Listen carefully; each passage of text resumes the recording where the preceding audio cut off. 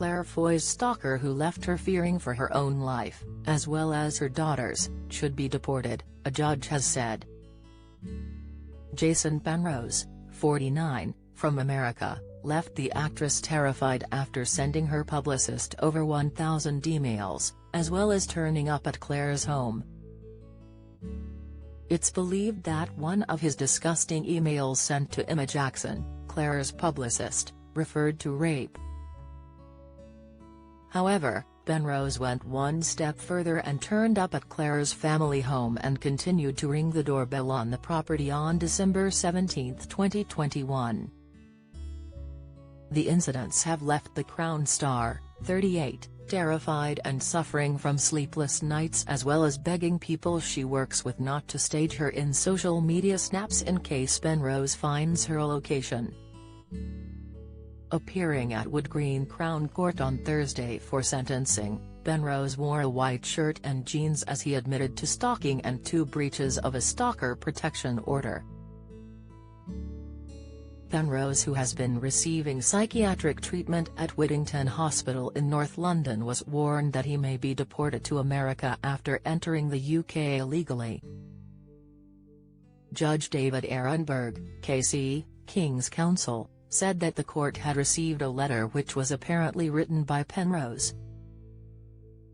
This is somebody who is demonstrating in the letter that they have some kind of obsession with Miss Foy and that they are likely to write again on occasion, but promise they will not persist in ringing her doorbell, Judge Ehrenberg told the court.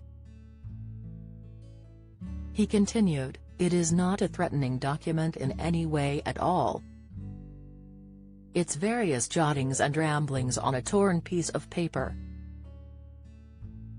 However, Mr. Penrose denies writing the letter and claims it spelt his name incorrectly. Meanwhile, the judge continued, "I can't think of anyone else in the world who would have had any motive to send a letter to the court." While adjourning the sentencing to January 20, Judge Ehrenberg stated he needs assurance from the Home Office that Penrose will be deported to America. "If decisions are made to get him deported, then I am likely to give him a suspended sentence with a restraining order," he said before continuing, "I want to make it part of any restraining order that he can't enter the country. If he stops taking his medication, he is likely going to become a pest again, but he doesn't mean to be a pest. I can see that he has an unhealthy obsession with Miss Foy and he can't stop trying to contact her. Miss Foy wants to know what is going to happen to him. He wants to know what is going to happen to him.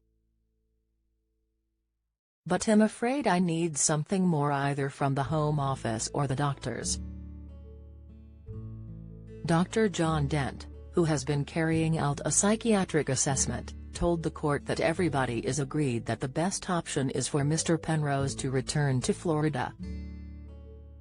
Judge Ehrenberg said, "The only thing I can sensibly do is continue the S-28 hospital order I have made for him to remain in hospital on an involuntary basis at the expense of the British taxpayer.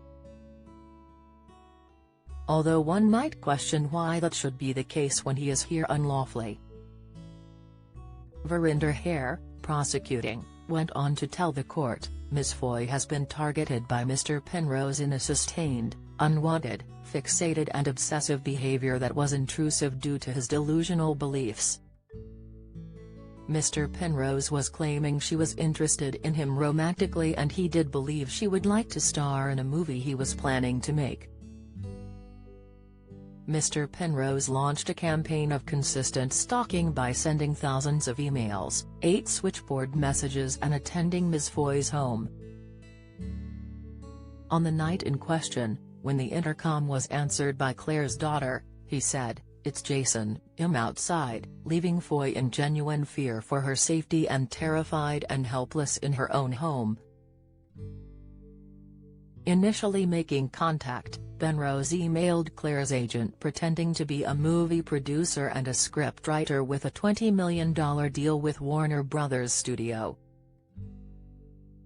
Hare told the court, he talked about the victim Ms. Foy being raped and wanted her to be his girlfriend.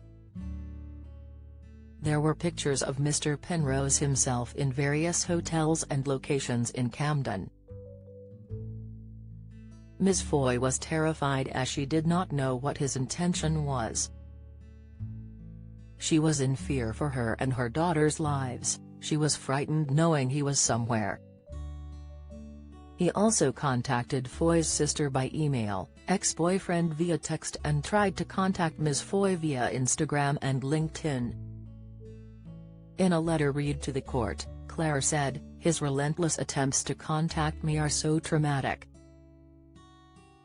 Every time I think this is sorted, it is not. I feel like there is nothing that would stop him being able to contact me. He has affected every aspect of my life." A judge had imposed a 5-year stalking protection order against Penrose in July after the actress raised great concerns due to the nature of the communications.